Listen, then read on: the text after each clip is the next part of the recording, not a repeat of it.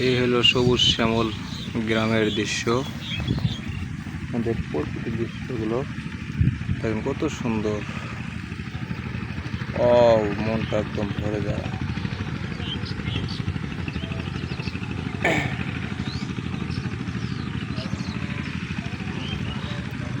এগুলো সোনালি আঁশ কেটে কিন্তু খড়িগুলো এখানে রাখা হয়েছে। আর কৃষকেরা ধান লাগাইতেছে জমিতে। কত সুন্দর পরিবেশ গ্রামের। একেবারে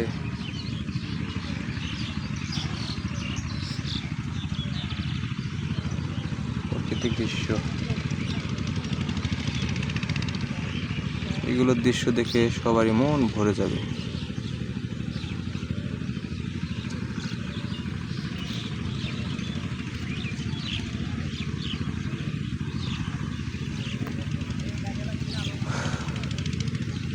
আল্লাহ জমিনের উপরে কত সুন্দর দৃশ্য দিয়েছে আল্লাহ পাক।